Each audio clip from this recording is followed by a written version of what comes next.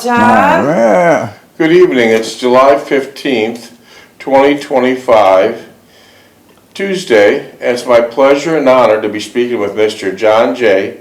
Jeckovich. How are you doing today? Good, very good, thank you. You're looking well. You're looking quite well. You had a busy day today. Yes, he did. Mr. Jeckovich was from Company H, the 2nd Battalion of the 291st Regiment of the 75th Infantry Division of the U.S. Army during World War II. We're reading Mr. Jeckovich's book, and it's titled Their Mother's Sons, and we're on the second time around. We're on Chapter 7, Gene, Sonatas, and Bombers. And so this is where we're picking up when Mr. Jeckovich is in Wales. He took a troop ship to Wales, and he's getting prepared to go to frontline combat. But in the meantime, they got some spare time in between training, and he met a very nice young lady named Jean Roland Young. So we're going to pick up from there. By the way, how many pages was your book? 849. Wow. Well, I'm going to open up my laptop and get to reading. I'll read a few pages. What is your dog tag number? 42965. Great, that's the passcode. And so here we go, pick it up on 201. I also thought about how many planes did not come back, and of the morbid thought that there was once life in these bombers, and a few short minutes later there was nothing. Mr. Young and I discussed the length of utter futility of the war and of all its suffering and hardship it caused. It was of the opinion that after this war was completed and the war in the Pacific was ended, that there would be a massive cleanup and rejuvenation all over the world. The countries would be England, United States, and Russia. And I had no definite opinion, as I was concerned only about my immediate future and my personal stake in its outcome. Yeah.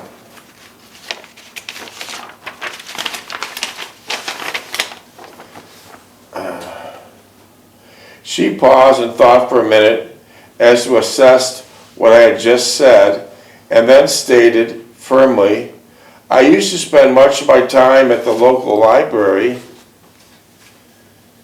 reading and absorbing essays and books and composers and their music. Also, the church where I used to play at their services had a small library I would go to occasionally and read certain composers and the works that interested me. With that statement, I could see the gleam had gone out of her eye. She turned to her mother and inquired about the shopping trip they had planned for the next day. I felt bad and ill at ease in what I thought and I believed was a misstatement on my part that put Jean on the defensive. As she began to screen her emotions regarding her obvious deep love for music. This was the one and the only rift in our relationship during the entire time I knew Jean. I tried countless times to make my amends for my indiscretion, but no avail.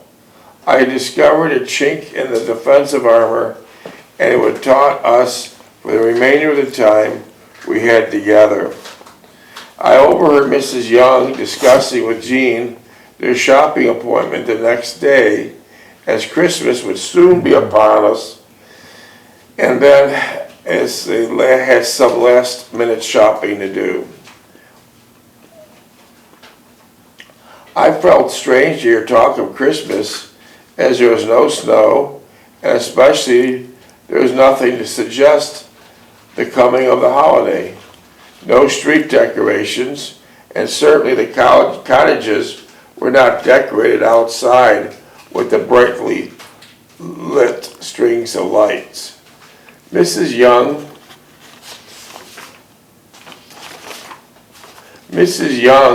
did mention that they'd be putting up a tree and several days before Christmas, but nothing as elaborate as the decorations and festivities she had seen in catalogs and movies that took place in the States.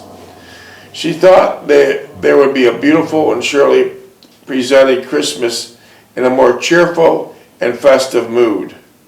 Miss Young then went to extol the virtues of Christmas time, and when she was a little girl, not too far from the present location. All the while she talked, Jean listened intently, showing a genuine and sincere interest in what her mother was saying. I knew Jean was still upset regarding my statement about the music question, but looked at her now, I could certainly not ascertain any trace of irritability or annoyance in her demeanor. I admired her for that, as I too was familiar with the tactic she was applying, although I was not as proficient in its manipulation as she so aptly displayed. I would usually go into a temper tantrum and begin to scream and holler for no apparent reason. After I had subsided to a lesser extent, I would be annoyed at myself for acting in such a childish manner, and the next time I promised myself would be different. I also held great esteem for the respect and regard bestowed on her parents, and they only hoped that our own children would reciprocate and show the same admiration and concern that's so aptly displayed now. After we briefly discussed the forthcoming shopping expedition with her mother, she excused us and said that she would walk me halfway.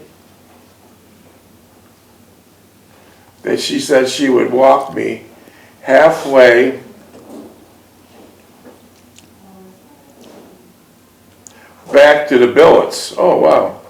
What The was that? billets weren't too far from Jean Young's cottage, huh? Oh, Okay. I said goodnight to the Youngs, again thanked them for their kindness and hospitality, and I followed Jean to the street. As we began to walk toward the end of the street and the benches that overlooked the town, I thought of how I might correct the impasse I had created. 21 minutes. Oh, Jesus. As we reached the benches and sat down, and a steady drone of many aircraft overhead broke the silence that separated us. There was a full moon in the cloudless sky, a perfect night for bombing, and the RAF was taking advantage of it. I put my arm around Jean and drew her closer to me. She reached up and kissed me and said, You will come back tomorrow." I quickly responded saying, "Do you want me back?" After the stunt I pulled about the music, she became less tense and murmured, "Of course I want you back. You did not say anything out of the ordinary. You just sent me aback in that you correctly assessed my deep feelings about music, something my parents never comprehended. I was startled that you could perceive and have such insights into my deepest feelings, that you had much sensitivity into my very being overwhelmed and frightened me. Frightened me in that someone had profound discernment into my emotions and thoughts, and overwhelmed that someone cared enough to discover my desires and inner expectations." Having said all that, she rested her head on my chest, and I put my cheek against her head. and tried to absorb all that she had said. I did not want to think about it. It was becoming too convoluted and too complicated. I loved Anne, and it was that simple, and I at least tried to delude myself into that concept. I did not have enough experience in my background to cope with the magnitude of the problem facing me, and had so little time to resolve it. The drone of the aircraft above me brought me back to some semblance of reality, and that time here was quickly coming to an end.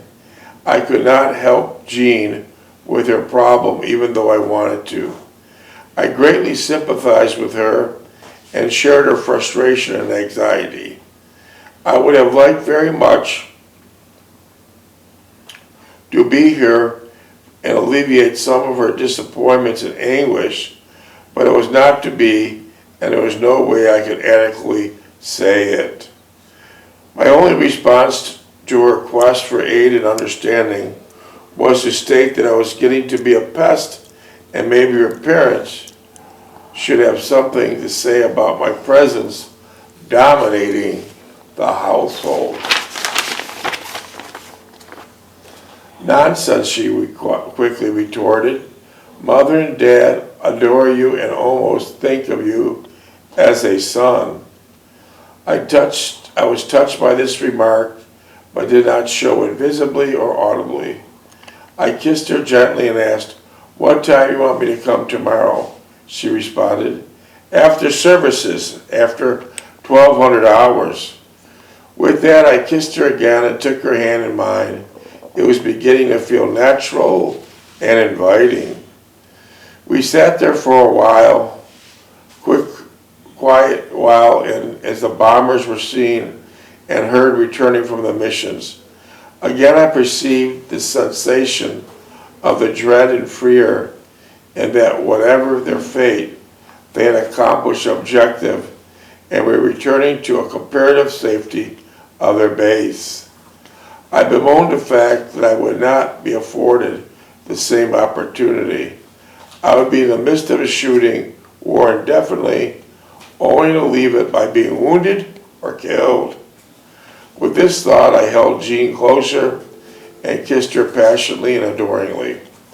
She responded with equal vigor, and I knew we had formed an indissoluble bond together, and that once we crossed that fine dividing line, there was no turning back, only forward. Surprisingly, I did not feel frustrated as I did with Anne when we reached that juncture. Was it because I finally realized that there was no permanence to the delightful interlude? But should I only experience it with much gusto I could muster? I believe Jean felt the same way. As a matter of fact, I believe she perceived it much sooner than I, and I had a grasp on the full significance and outcome. We sat there a bit longer, becoming closer to each other, not by so much what we said, but more importantly, what was not said. This is what Anne was trying to convey to me, but I was too occupied with my immature thoughts to comprehend the full significance of it. I felt relieved, and with that assumption began to fully enjoy Jean's company. I knew now that it would be ultimately coming up to the end, and that would always remain, and it would be pleasant and cherished memories of a wonderful person whom I was privileged to share and be part of. We walked back to the cottage. As we stopped at the gate, I embraced her, kissed her, and said, "Good night, and thank you for a pleasant time." She smiled approvingly and said, "Tomorrow after 1200 hours," kissed me lightly on the cheek, and hurried into the cottage. As I entered the orderly room, Fink was sound asleep on a cot near the portable field switchboard. I signed in and quietly walked out. It was after 2,400 hours when I finally reached the billets. I waved to the soldier from the 2nd Platoon on fire watch for our building. I quietly took my toilet articles from my duffel bag and walked out into the night towards the shower building. I would not take a shower, only wash up and brush my teeth. So that's the reading for tonight. And that was chapter 7. We have more to pick up tomorrow. So I'll have to pick up, if you can find me the pages back there from 205 on, okay? Okay. 14 minutes. Do you feel up to any questions? Go ahead. Okay. These are all light questions. Describe a time, Mr. Jeckovich, when your prayers were answered. My prayers were answered.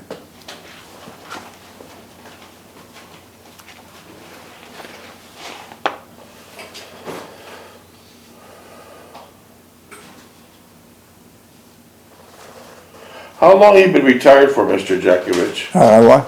How long have you been retired for? 1980. So you've been retired for 45 years, right? Yeah. Here's the question for you. Mr. Jeckovich, how has your life changed since you retired? I had more freedom. I'm more relaxed. Okay. So that's a good answer.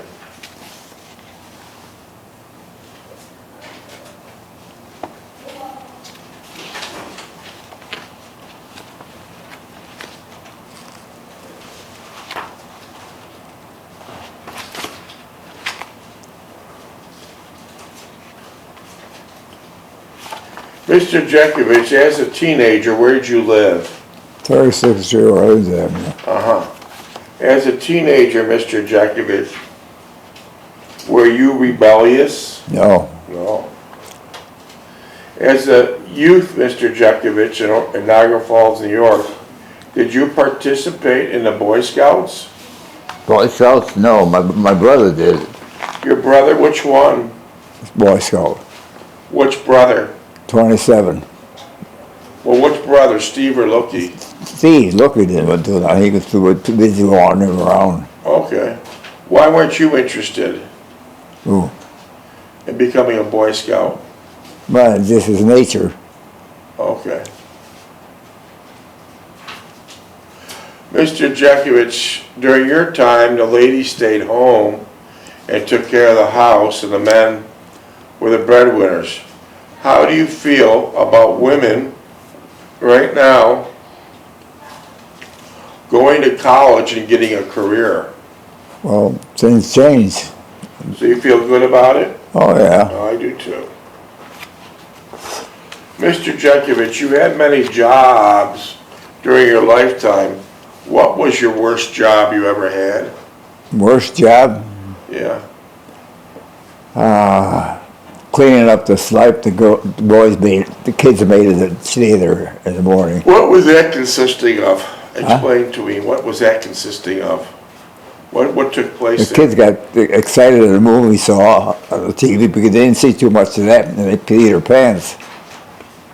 So that's when you were an usher at the Cataract and Strand. Yeah. So you're saying on Saturdays, the scary movies, the kids couldn't control themselves and they wet their pants. Yeah. And then what did the Greek owners tell you?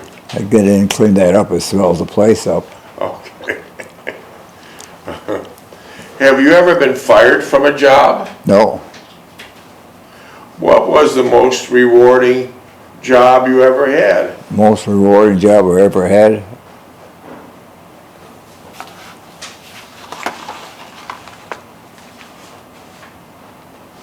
Woodworker and that. Woodworking, okay.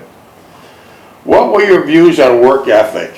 What? Was there great work ethic when you were a boy? Oh, yeah. Uh-huh. Do you think there's great work ethic in 2025? Well, my father was good at work ethic. Yeah, he had 3 jobs. Yeah. Do you think now in 2025 there's great work ethic? No. No.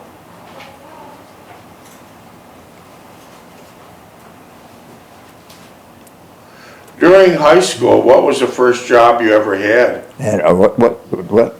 During high school, what was the first job? High school? What was the first job you ever had? Worked at Kresge's. And what did you do at SS Kresge's? South boy. Oh, okay. And what did your mother work there too, right? Yeah, she was a cook. And she took care of you with nice sandwiches, didn't she? Yeah.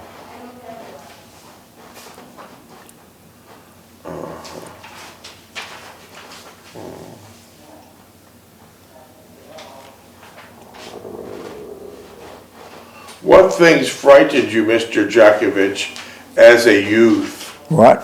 What things frightened you, Mr. Jeckovich, as a youth? Frightened me? Frightened when you were a kid?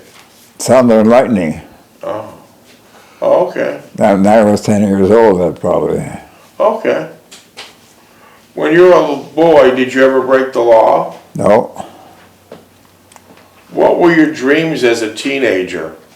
Dreams as a teenager? Yeah, what did you want to do?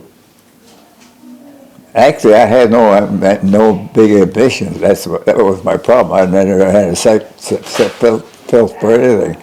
Uh-huh.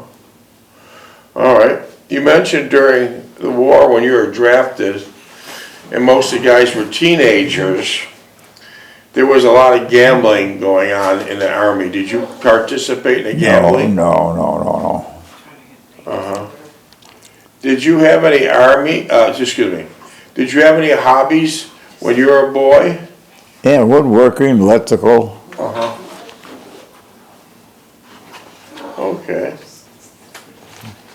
Rector sets. What was that? Rector sets, remember the rector Oh, set? yeah. Oh, yeah.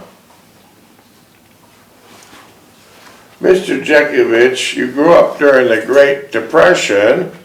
What was the greatest hardship you endured as a child? Actually, I don't think I had any hardships. I didn't realize them. I didn't realize them. You didn't We're realize well fed, that we're all taken care of, we're all loved. So everything was what minus? 7, Huh? 7.5. So that was pretty smooth for you then? Yeah. Wow. So you didn't realize you were in a depression and you thought everything was just right? Oh, yeah. And new outfit for Easter, Christmas. When you were a boy, Mr. Jeckovich, approximately 100 years ago,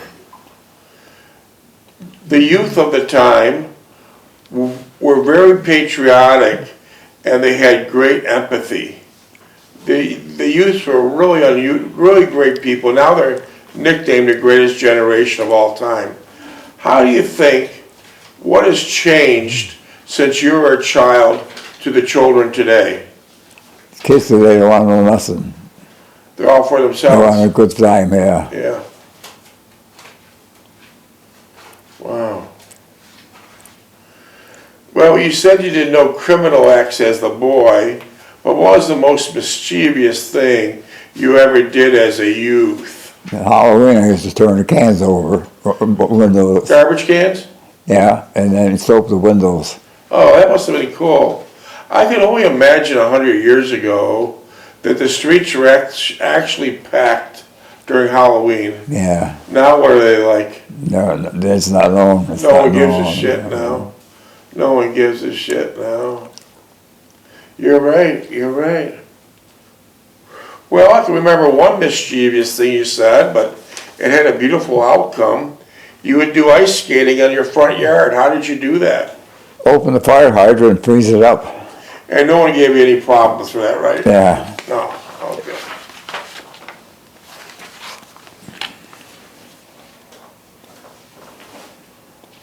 What is one event from your childhood that has affected you the most throughout your life? When I was a kid, Yeah, what has affected you the most throughout your life? What one event? well, my father's death. Yeah. Mr. Jeckovich's father's name was Marion Jeckovich. He was a great man. He was a legal immigrant from Russia. He came through the proper channels, and he came right to Ellis Island. And they settled in to Niagara Falls, New York. And Mr. Jeckovich's father came to work, and to work very hard to give back He was very thankful to be considered an American patriot. He would work 3 jobs, and before he was 40 years old, trying to give Mr. Jeckovich and his family a better life, he was mixing cement by hand. How do you mix it by hand? With a shovel. Uh-huh. That's heavy stuff. Heavy duty stuff. And he dropped dead and died of a heart attack right then and there. So that's how the book comes in. Their mother's sons. Mr. Jeckovich from that book type was the head of the household. But how things were differently then. When his father, Mr. Jeckovich's father died, he was approximately 11 or 12-year-old boy. The police came to his house and they took you to the hospital, right? Yeah, You thought at that time your father was simply injured. yeah. So the police dropped you off at the front door, you walked over to the information booth, and then what happened? I asked them where my father was. They told me that we'll take you downstairs. And right then and there you knew there was a I didn't know problem. why I was going downstairs. Taking an 11 or 12-year-old boy to the morgue. Boy, how times have changed. What did they do, ask you to identify the body? Yeah, Was your father's eyes closed? eyes closed. Had little cement on his pants, little cement on his face. Minutes? And then what else did they ask you to do? Go through his pockets. And 3.5. what did you find in his pockets? Can of Prince Albert tobacco with the papers they made it, rolled it up with keys for the house, and a couple quarters, and died. And that was the end of it. Yeah, So there's where it all began, right then and there. His father died before he was 40. A legal immigrant came here to work and worked very hard. You know, most of those immigrants 100 years ago, they built New York brick by brick by brick. The legal immigrants came 100 years ago, built New York board by board by board. They weren't takers, they were givers. They were a great group of people, unbelievably hard people, and they're very appreciative, extremely appreciative to be in the United States. And one thing, after 100 years later, you don't have an accent. How come? well, we didn't speak Polish or Russian, we speak English. My father said we're here in America, we speak English. Minutes? So let me try to understand this. The reason why you have no accent whatsoever, We Two talked minutes. English. your father said under no circumstances in this household are we going to speak Russian or Polish. Yeah, English only. yeah. That's why. That's why. Yeah. There's no accent. How about on your street on Orleans Avenue? Did many of the Polish and Italian residents have an accent? Yeah, Belinsky had a bad accent. How did Blinsky sound? He slurred it. Could you give us an example? Oh, they used to, you couldn't understand him. Because he was He had a used terrible to accent. speaking Polish at home, right? Yeah. Wow. Did your mother have an accent? Slightly, yeah. Did your father have an accent? No, my father was a pretty good linguist, yeah. Really? And he learned on his own, right? Yeah, He didn't go to no classes. no, They learned on their own. And none of your brothers and sister had an accent. no. Minutes? Minute 10. A minute 10. So that was something. And your father had a great big automobile. What kind was it? Packard, A big land yacht. yeah. Black. 21, 22 feet long. Hood ornament was about 16 to 20 inches. Big chrome hood ornament on those Packards back then. They were the flying goddess to speed. It was a beautiful hood ornament. Stainless steel engine, 8-cylinder straight. 3-speed on the column, or was it on the floor, the shifter? I was on the floor. Yeah, big long shifter, standing from the floor. Did you ever drive the car? No, Did your father ever drive the car? no, Did your mother ever drive the No. car? So did your mother and father ever acquire a driver's license? no, They weren't interested. no. And then who drove the car? 10 Yeah. seconds. Who drove the car? When Stevie got home, Stevie drove it. He drove her back to school and everything. Okay. He drove every